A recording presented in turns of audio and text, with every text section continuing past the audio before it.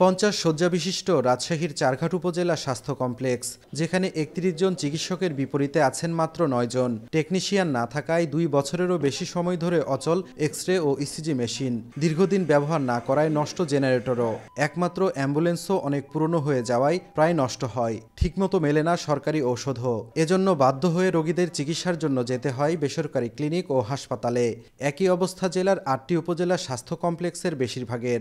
এটা যদি আমি এখান থেকে করতে পারতাম তাহলে হয়তোবা অল্পতে হতো, 310 টাকা লাগতো। আমি বাইরে থেকে করে নিয়ে আসছি, আমার 500 টাকা লাগছে। অনেক সময় আমরা এরকম সিরিয়ালে দাঁড়ায় থাকি, ডাক্তার কই, অনেক সময় মতো পাওয়া যায় না। 18 জন 19 জনের কাজ আমরা 6 জন মিলে করছি, আমাদের উপর বার্ডেনটা বাড়ছে। পাবনায় 8টি উপজেলা স্বাস্থ্য কমপ্লেক্সেও নেই পর্যাপ্ত স্বাস্থ্য সরঞ্জাম, যাও আছে তা বছরের পর বছর ধরে নষ্ট। এতে রোগীকে চিকিৎসা ও রোগ নির্ণয়ের পরীক্ষা করাতে যেতে হচ্ছে বেসরকারি ক্লিনিক ও সদর হাসপাতালে। পরীক্ষা নিরীক্ষার সরঞ্জামাদির কিছু ঘাটতির কারণে আমরা চিকিৎসাটাকে কমপ্লিট করতে পারতেছি না।